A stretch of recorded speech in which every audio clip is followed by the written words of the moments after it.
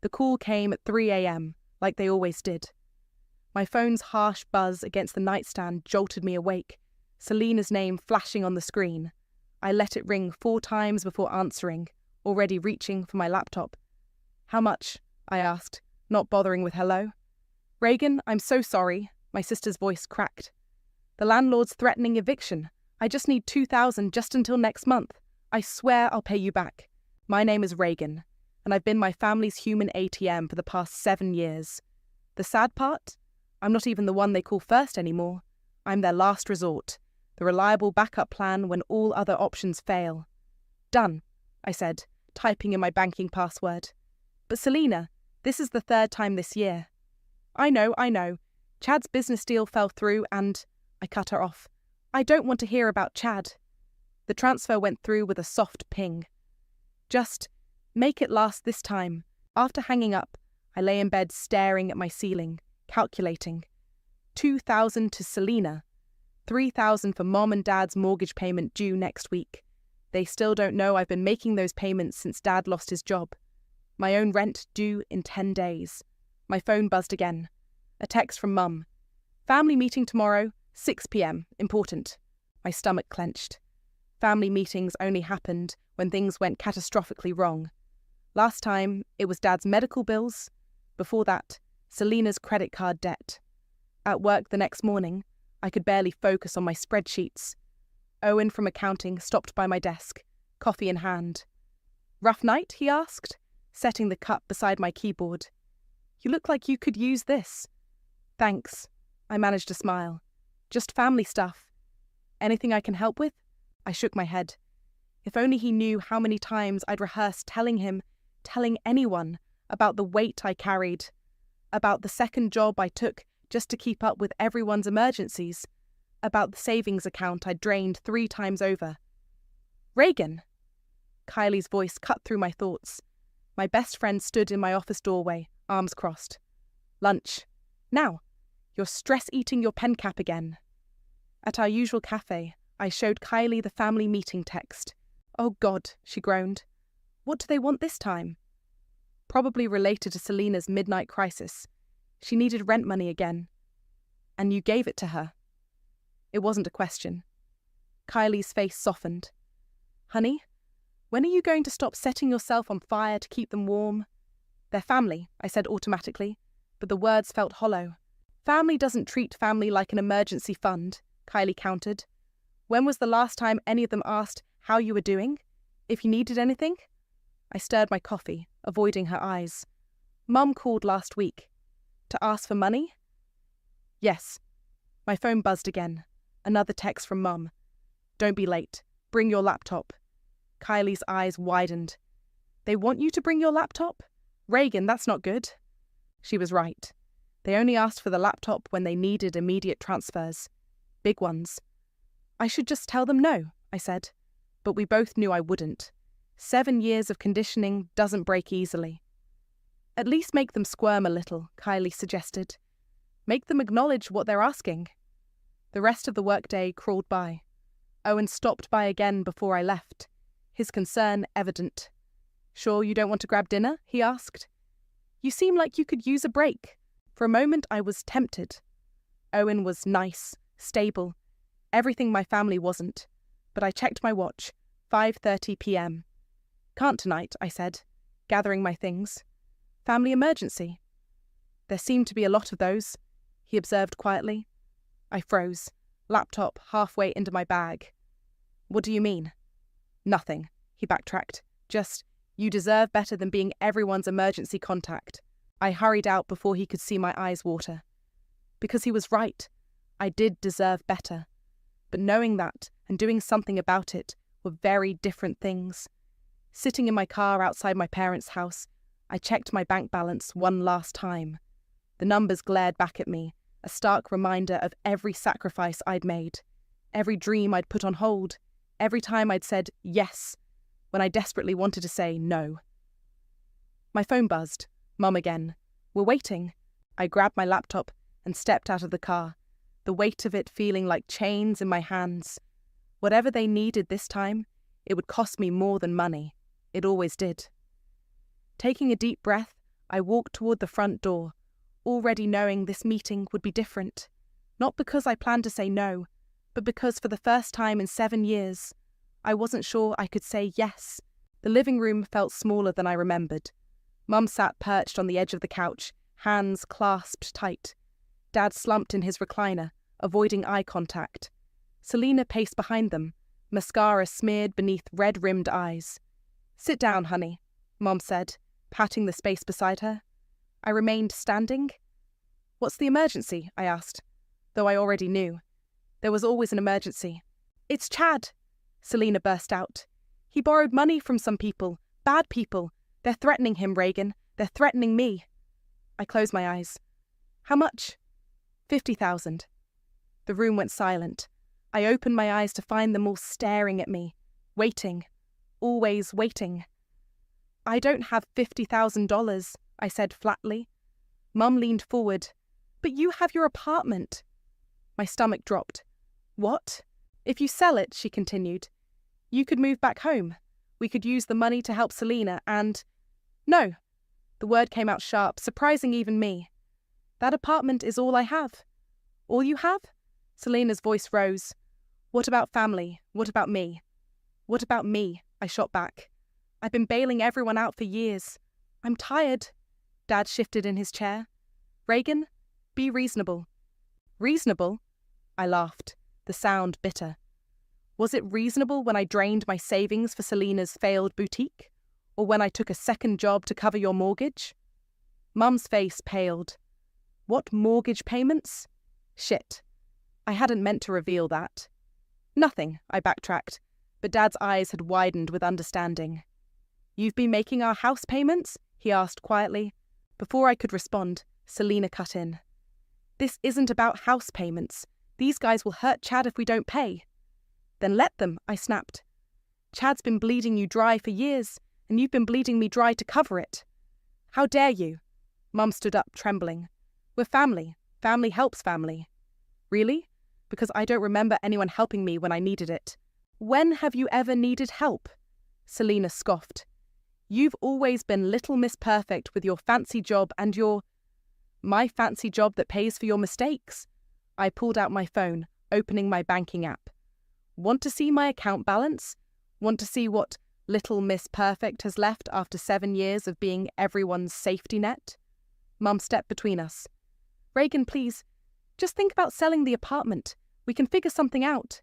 Like you figured out Dad's medical bills, or Selina's credit card debt, or the 3 cars you've helped her finance. That's enough." Dad's voice boomed. "You're being selfish." The word hit me like a slap. Selfish. After everything I'd given up, everything I'd sacrificed, I was selfish for wanting to keep one thing for myself. "Fine," I said, my voice eerily calm. "I'm selfish. I'm terrible. I'm the worst daughter and sister in the world. But I'm not selling my apartment." "Then you're not family," Mum declared, her words precise and cutting. The room spun. I gripped my laptop tighter, backing toward the door. "Is that your final answer?" "Reagan," Selina pleaded. "They'll hurt him." "And what about how you've hurt me?" I asked softly. "All of you." Mum's face hardened. "If you walk out that door without helping your sister, don't bother coming back." I looked at each of them. Mum's rigid stance, Dad's averted gaze, Selina's theatrical tears. 7 years of memories flashed through my mind. Midnight phone calls, emergency transfers, dreams postponed, then abandoned. "Okay," I whispered. "Okay?" Mum's expression softened hopefully. "You'll help?" I reached for the doorknob. "Okay, I won't come back." "Reagan!" Selina lunged forward, but I was already through the door. "You have until tomorrow to decide," Mum called after me. "Family or money, your choice." I made it to my car before the tears came. My phone buzzed with texts. "Mum, you're breaking this family apart." Selina, "I hate you." Dad, "Your mother is very upset." Through blurred vision, I typed one response to their group chat. "I'm done." Then I blocked their numbers. Driving home, I passed the apartment building I'd fought so hard to buy. It wasn't much, a small 1-bedroom on the 4th floor, but it was mine, the only thing that was truly mine. My phone rang. Kylie. "Hey," I answered, voice shaking. I'm waiting at your place and with wine and pizza, she said. I figured you'd need it. Fresh tears spilled. They want me to sell my apartment. Those manipulative... Kylie caught herself. Just get here. We'll figure this out. I parked in my designated spot, looking up at my building. My home. The one thing I wouldn't give up, even if it meant losing everything else. Mum's text echoed in my head. Family or money? Your choice. But as I walked toward my apartment, toward Kylie and wine and understanding, I realized they'd gotten it wrong. The choice wasn't between family and money. It was between survival and surrender. And for the first time in 7 years, I chose survival. Kylie was sprawled on my couch, pizza box open on the coffee table, when I walked in. One look at my face and she poured a generous glass of wine. Tell me everything, she said, handing me the glass. I sank into the cushions beside her. $50,000! That's what they wanted, for Chad's latest mess. 50,000... Are they insane? Kylie choked on her wine. What did Chad do? Borrowed from loan sharks, apparently. I took a long sip. And when I said no, Mum said I wasn't family anymore. Let me get this straight. Kylie sat up straighter. Your sister's deadbeat boyfriend gets himself into trouble, and somehow that's your problem to fix? My phone buzzed. A text from Owen. Hope everything's okay. You seemed off today. Speaking of non-deadbeat guys, Kylie peered at my phone. At least someone cares about how you're doing. I set the phone face down. I can't think about Owen right now. I need to figure out what to do. About what? You said no. End of story. But the mortgage payment... I pulled out my laptop, logging into my banking app. It's due next week. If I don't pay it, then they'll finally face consequences for their actions, Kylie finished. Reagan, show me your account balance. I turned the screen toward her. Her eyes widened. Holy shit, she whispered. That's all you have left? After everything you've done for them? I have my emergency fund, but... No. Kylie slammed her glass down. Their emergencies are not your emergencies anymore. Look at this. She pointed to my transaction history. $2,000 to Selena yesterday. $3,000 to your parents last month. $5,000 before that. This isn't helping anymore. It's enabling. My phone buzzed again. Unknown number. Reagan, Chad's voice came through. Baby, please. These guys are serious. I hung up and blocked the number. Good, Kylie nodded. Now do what you should have done years ago. My cursor hovered over the automatic payment to my parents' mortgage company. 7 years of monthly payments, never missing one, never letting them know I was keeping a roof over their heads. I can't, I whispered. They'll lose the house. And whose fault is that? Kylie's voice was gentle, but firm. Your dad hasn't looked for work in years. Selena keeps making the same mistakes. Your mum enables everyone. When does it stop? Another buzz. A text from Mum. Your sister is crying herself to sleep. I hope you're happy. They're trying to guilt you, Kylie said, reading over my shoulder. They know exactly what buttons to push. She was right. They'd always known how to manipulate me. The responsible one, the reliable one, the one who couldn't bear to see them suffer. My laptop screen glowed accusingly. 1 click to cancel the automatic payment. 1 click to change everything. What if they end up homeless? I asked. They won't, Kylie assured me. They'll figure something out. They always do when they have to. But as long as you're their safety net, they'll never have to. My finger trembled over the touchpad. Images flashed through my mind. Dad in his recliner, refusing job interviews. Mum writing checks she couldn't cover. Selena crying over Chad's latest scheme. Then other images. My savings account, drained again and again. The career advancement I'd turned down because it would mean less flexibility for their emergencies. The dates I'd cancelled, the trips I'd never taken, the life I'd put on hold. Do it, Kylie urged. Set yourself free.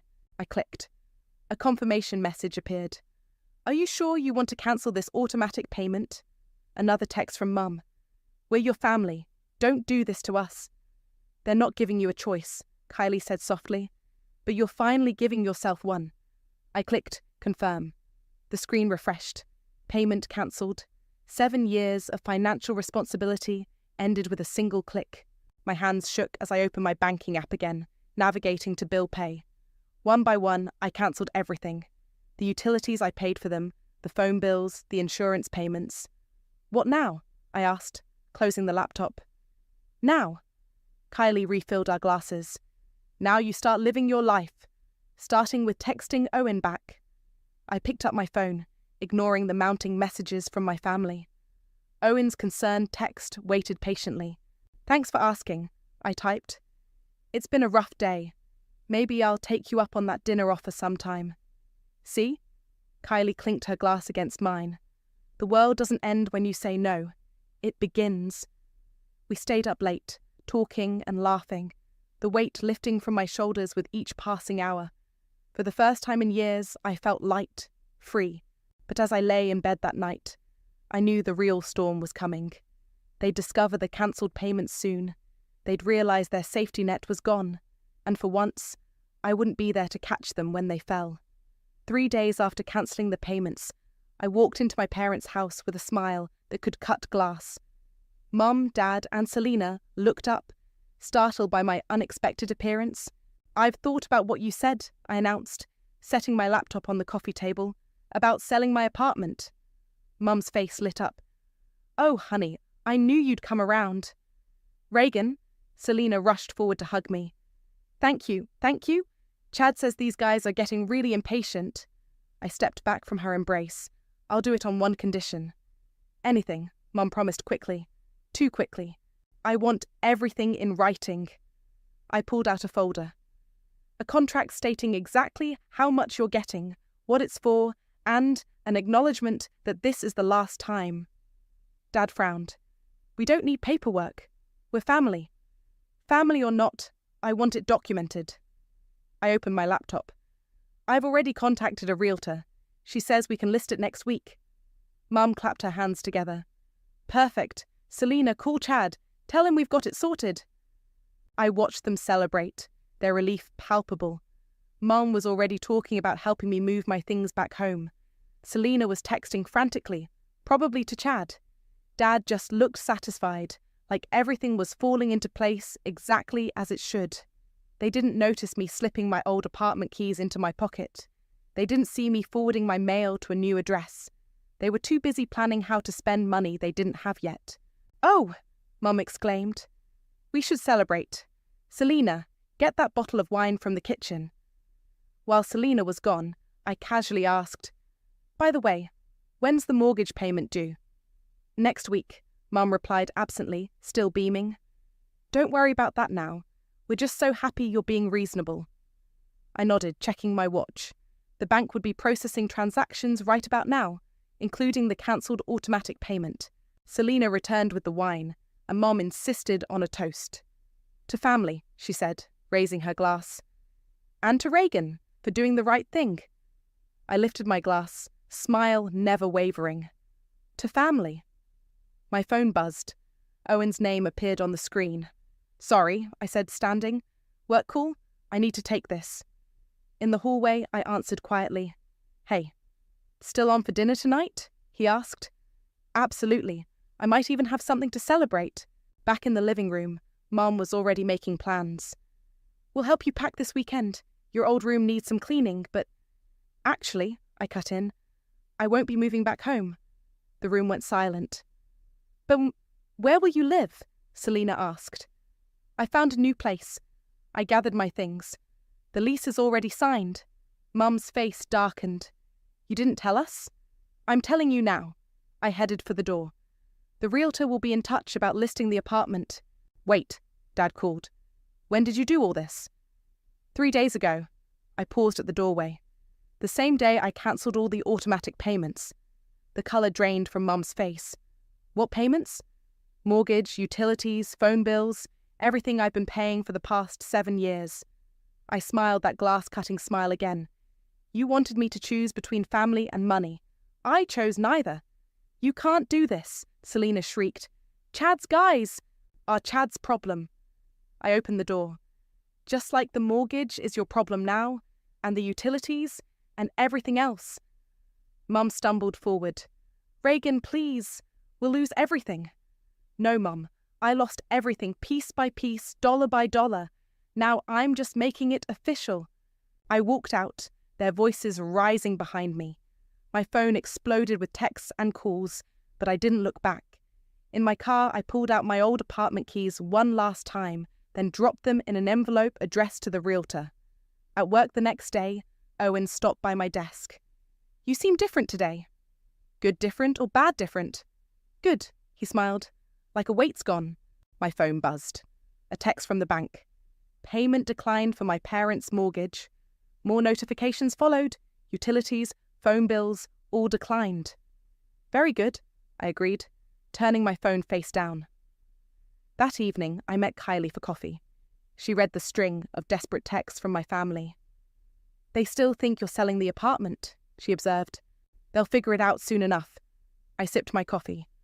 When the bank calls about the mortgage, when the lights go out, when their phones stop working. And Chad's loan sharks? Not my circus, not my monkeys. Kylie squeezed my hand. "You okay?"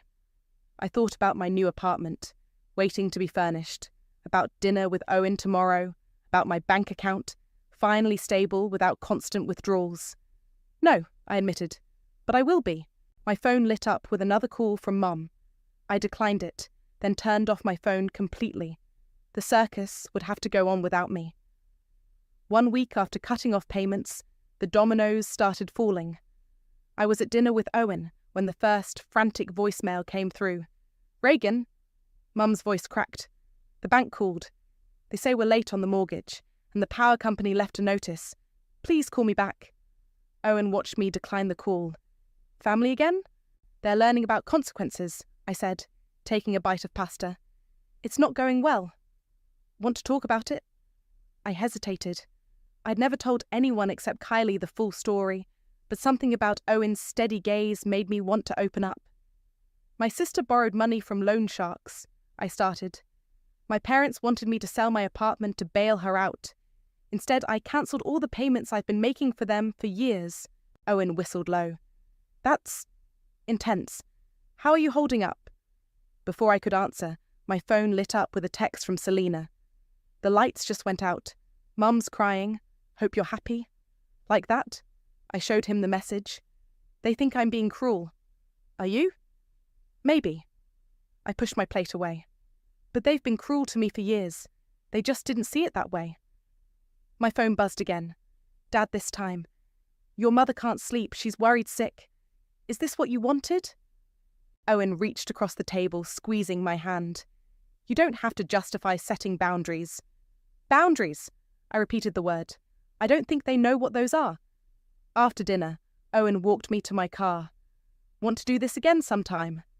"I'd like that." For the first time in days, I smiled genuinely. At home, I found Kylie waiting outside my apartment. "Emergency wine session," she announced, holding up a bottle.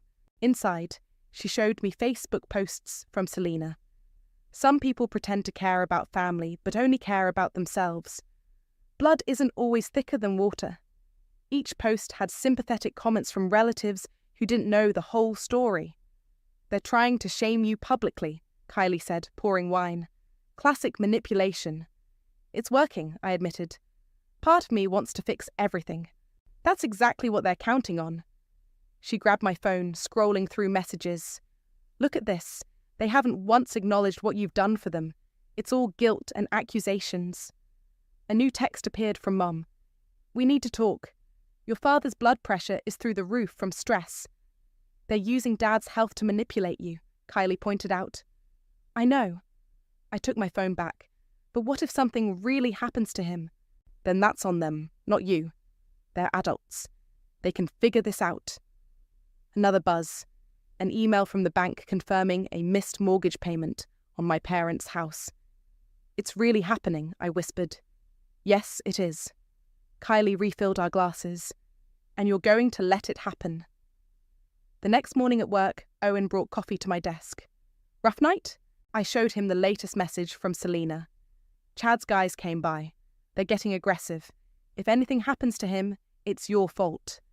"That's straight-up emotional blackmail," Owen said. "I know, but—" "No buts." He perched on my desk. "You're not responsible for Chad's bad decisions or your sister's choice to enable them." My phone rang. Mom again. Answer it, Owen suggested. But stay strong. I took a deep breath and picked up. Hello? Finally! Mum's voice was shrill. Reagan, this has gone far enough. The bank is threatening foreclosure. We could lose everything. I know. You know. That's all you have to say? After everything we've done for you? I laughed hollowly. What exactly have you done for me, Mum? Silence. That's what I thought. My voice remained steady. I've paid your mortgage for 7 years. I've bailed out Selina countless times. I've put my life on hold to be your safety net. Not anymore. We're your family. No, I said quietly. You're my prison, and I'm breaking out. I hung up before she could respond. Owen squeezed my shoulder. Proud of you, he said. My phone immediately lit up with texts. Selina. You heartless bitch. Dad. Your mother's inconsolable. Mum. I didn't raise you to be this selfish. I turned off my phone and focused on my work.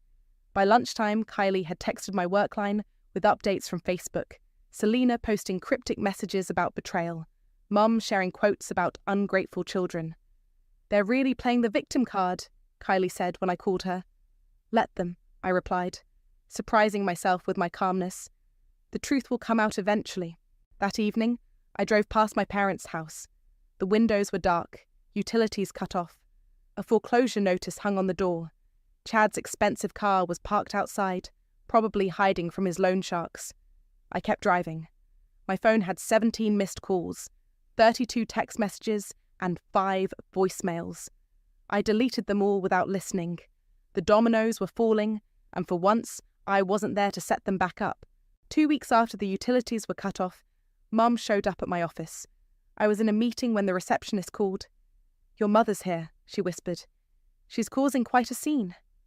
I excused myself and found Mom in the lobby, looking dishevelled and desperate. Owen stood nearby, watching with concern. You need to come home, Mum demanded, grabbing my arm. Everything's falling apart. I gently removed her hand. Let's talk outside. In the parking lot, Mum broke down. The bank's given us 30 days. Selina's moved in with us because Chad disappeared. Your father, he's not eating, barely speaking. And you're here because you want money, I said flatly. I'm here because we're drowning. She grabbed my shoulders. Don't you care? I cared for 7 years, Mum. Where was your care when I worked 2 jobs to pay your bills? When I couldn't afford a vacation because Selina needed bail money? That's different. We're family. Family? I laughed bitterly. Family doesn't threaten to disown someone for not selling their home. Family doesn't manipulate and guilt-trip. Family doesn't... I knew about the mortgage payments. Dad's voice cut in. He stood by Mum's car, looking older than I'd ever seen him. Mum whirled around. What? I knew Reagan was paying, he continued, walking toward us. Have known for years. Mum's face went white. Why didn't you tell me? Because it was easier not to. Dad looked at me. It was easier to let Reagan handle everything, to pretend we weren't failing. Dad, my voice cracked. No, let me finish. He straightened up. I failed as a father, lost my job and my pride, watched you sacrifice everything while Selina took and took. I should have stopped it. Mum shook her head violently. This isn't about... It's about exactly that. Dad interrupted. We broke our daughter, Cora, not with love, but with expectations, with guilt, with emotional blackmail. I did what I had to, Mum screamed, to keep this family together. No, I said quietly. You did what was easy. Letting me carry everything was easy. Enabling Selina was easy. Actually fixing things? That would have been hard. Owen appeared at the office door, watching protectively. I gave him a small nod to show I was okay. We can change, Mum pleaded. We'll do better. Just help us one more time. You don't get it, I sighed. This isn't about money anymore. It's about respect, boundaries, self-worth. Your sister needs you, Mum tried again. Selina needs consequences, Dad corrected her. We all do. Mum turned on him. How can you say that? After Reagan abandoned us. I didn't abandon you, I cut in. I stopped enabling you. There's a difference. The bank called again this morning, Dad said. We have to be out by the end of the month. Mum crumpled to the ground, sobbing. Dad helped her up. looking at me with tired eyes. "I'm sorry," he said simply. "For everything." "Me too," I replied. "But I can't fix this anymore." "I know." He managed a sad smile. "That's probably the best thing you could do for us." Mum's sobs turned to hiccups. "Where will we go?" "Aunt Sarah offered her basement," Dad said, "until we figure things out." "And Selina?" "She's an adult," I said. "She can figure out her own life." "Like you did?" Mum's voice turned bitter again. "By turning your back on family?" "No," I stepped back. "By turning toward myself for once." Owen approached carefully. "Everything okay here?" "We're leaving," Dad said, guiding Mum toward their car. He paused, looking back at me. "Reagan, I really am sorry." I watched them drive away, Owen's hand steady on my shoulder. Through the windshield, I could see Mom still crying, Dad's face set in grim acceptance. Back in my office, I found messages from Selina. "Dad told us everything about you paying the mortgage. Why didn't you say anything?" "Would it have made a difference?" I texted back. "No," she replied honestly. "Probably not." That night, over dinner with Owen, I got one final text from Dad. "You were right to stop. We needed to wake up. I hope someday you can forgive us." "Will you?" Owen asked, reading over my shoulder. I thought about 7 years of midnight calls and drained accounts, about Mum's manipulation and Selina's entitlement, about Dad's silent complicity. "Maybe," I said finally, "but not today." Owen squeezed my hand. "That's fair." My phone buzzed again. "Mum, I'll never forgive you for this." I blocked her number without responding. Sometimes, I realized, the hardest part of setting boundaries isn't drawing the line, it's holding it. The day of my parents' eviction, I parked across the street and watched. A small moving truck sat in the driveway, half filled with furniture. Mum stood on the front lawn, arms crossed, supervising as Dad and 2 neighbours carried out boxes. "You don't have to be here," Kylie said from the passenger seat. "Yes, I do." I gripped the steering wheel tighter. "I need to see it end." Selina's car pulled up, Chad in the passenger seat. They started arguing before even getting out. Some things never change. My phone buzzed. "Owen. Need company?" "I'm okay," I texted back. "Kylie's with me." We watched as the bank representative arrived, clipboard in hand. Mum's voice carried across the street, shrill and desperate, trying to negotiate more time. The representative shook his head. "Should we help?" Kylie asked softly. "No," I replied. "They need to do this themselves." Chad stormed off, leaving Selina crying on the front steps. Mum was now sitting in her car, face buried in her hands. Dad just kept moving boxes, his movements mechanical. A police car rolled up slowly, standard procedure for evictions. The sight made it real in a way nothing else had. "Reagan!" Selina had spotted my car. She started walking across the street. "Drive," Kylie urged. I shook my head. "No more running." Selina reached my window, mascara streaked down her face. "Come to gloat?" "No." I rolled down the window. "I came to witness." "Witness what? Our family falling apart?" "It fell apart long ago," I said quietly. "You just couldn't see it because I was holding up the pieces." Mum emerged from her car, seeing us. "Reagan! Reagan!" I stepped out of the car as she rushed over. Her hand raised, to hug me or hit me. I wasn't sure, but Dad caught her arm. "Don't," he warned. "You've done enough." "Me?" Mum laughed hysterically. "Look at her, watching us lose everything like some kind of vulture." "No," Dad's voice was firm. "Looking at what we lost long before today." The police officer approached. "Folks, we need to keep this moving." Chad reappeared, hovering at the edge of the yard. "Selina, baby, we should go." "Go where?" she snapped. "Your business partners are still looking for their money." "About that," he shuffled nervously. "I thought maybe Reagan could—" "Finish that sentence." Kylie stepped out of the car.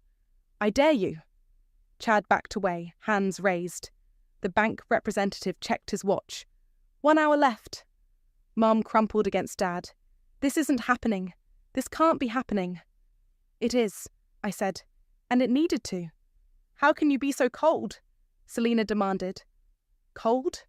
I turned to her. Was it cold when I paid your rent? Bailed you out of jail? Covered for Chad's schemes? That's different. No, it's not. I pulled out my phone, showing her my banking app. Look at this. Really look. 7 years of transactions. Every emergency, every crisis, just this once. This is what cold looks like. Mum tried to grab the phone. Stop it. No, you stop it, I stepped back. Stop pretending this is my fault. Stop acting like I owe you anything. Stop expecting me to fix your mistakes. Then why are you here? Dad asked quietly. Because... I took a deep breath. Because I needed to see it. To know it's really over. The officer cleared his throat. Time's running out, folks. Reagan, please. Mum tried one last time. We can still fix this. No, Mum, we can't. I walked back to my car. Some things need to break completely before they can heal. I hate you, Selena whispered. I know. I opened my door. But maybe someday you'll understand why this had to happen. Dad caught my eye before I got in. Take care of yourself, Reagan. I will. I managed a small smile. That's what this is all about. Kylie and I watched as they finished loading the truck, as Mum took one last look at the house, as Selena and Chad drove away arguing, as Dad helped Mum into their car, following the moving truck to Aunt Sarah's. The police car left. The bank representative locked up. The street fell quiet. You okay? Kylie squeezed my hand. No, I started the car. But I will be. My phone lit up with a text from Owen. Dinner tonight? You look like you could use a friend. Looking at the empty house one last time, I replied, yes, I really could. Some endings feel like beginnings. This one felt like both. The real estate agent handed me the keys to my new apartment. Congratulations, it's all yours. Standing in the empty living room, sunlight streaming through floor-to-ceiling windows, I felt something I hadn't in years. Peace. My phone buzzed. A text from Dad. Found a job. Starting Monday. Not much, but it's something. Good for you, I replied, meaning it. Kylie burst through the door with Owen, both carrying boxes. Where do you want these? Bedroom, I pointed down the hall. Thanks for helping. That's what friends are for, Owen smiled, disappearing with his box. My phone buzzed again. Selena this time. Chad got arrested. I'm staying at a women's shelter. Don't worry, I'm not asking for money. I sat on the floor, staring at her message. After a moment, I typed, Are you safe? Yes. They have counsellors here. I'm getting help. Good, I responded. That's really good, Selena. Kylie returned, flopping down beside me. Everything okay? I showed her the messages. It's weird. They're actually dealing with things. Because they have to, she pointed out. You gave them that gift. Gift? Owen emerged from the bedroom. Felt more like tough love to me. Sometimes they're the same thing, I said, standing up. Come on, more boxes to unpack. As we worked, my phone kept buzzing. Mum had posted on Facebook, learning hard lessons about enabling. Sometimes love means letting go. Wow, Kylie peered over my shoulder. That's unexpected. She's in therapy too, I said. Dad told me last week. Owen started unpacking my kitchen boxes. You know, when you first told me about your family, I thought you were harsh cutting them off. But seeing them now, they needed to hit bottom, I finished. We all did. The doorbell rang. A delivery man stood there with flowers. The card read, To New Beginnings. Dad. He's trying, Kylie observed. They all are. I put the flowers in water, but this time from a distance. We ordered pizza and sat on my new floor, surrounded by half-unpacked boxes. Owen's hand found mine as Kylie told stories about our college days. My phone rang. Mum. Want me to leave? Kylie offered. I shook my head, answering. Hello? Reagan? Mum's voice was different, steadier, calmer. I'm not calling to ask for anything. I wanted to say I'm sorry. I gripped Owen's hand tighter. Mum, no, let me finish. I'm sorry for making you responsible for our problems, for choosing Selena's chaos over your stability, for not seeing how much we hurt you. Tears pricked my eyes. Thank you. I'm working on myself, she continued. We all are. I don't expect forgiveness. I just wanted you to know. After hanging up, I sat quietly while Owen rubbed my back. You okay? Kylie asked. Yeah. I wiped my eyes. It's just different. Hearing her take responsibility. People can change, Owen said. When they have to. My phone lit up with another text from Selena. The counsellor helped me understand some things. About patterns, dependency. I get why you did what you did. I showed it to Kylie, who whistled low. Now that's progress? It's not perfect, I said, looking around my new apartment. They still slip sometimes. Mum still tries to guilt me. Selena still has moments of blame, but they're trying, Owen finished. And so are you. The evening sun painted my empty walls gold. Tomorrow, I'd paint them whatever colour I wanted. Fill this space with my choices, my life. Hey, Kylie raised her pizza slice. To Reagan, for being brave enough to break the cycle. To boundaries, Owen added. To healing, I said softly, even when it hurts. Later, after they left, I stood at my window looking out at the city. My phone buzzed one last time. Dad. Proud of you, kiddo. Not for taking care of us all those years, for taking care of yourself now. I typed back. Proud of you too, Dad. For doing the work. Setting my phone down, I unpacked a small frame. A photo of my family from years ago, before everything got so twisted. I placed it on a shelf, not as a reminder of what was lost, but of what could be rebuilt. Differently this time, healthier. My new apartment key felt right in my hand. My space, my rules, my life. Outside, the city hummed with possibility. Inside, surrounded by boxes waiting to be unpacked, I felt something better than revenge, stronger than anger, more powerful than guilt. I felt free, and this time I was keeping it.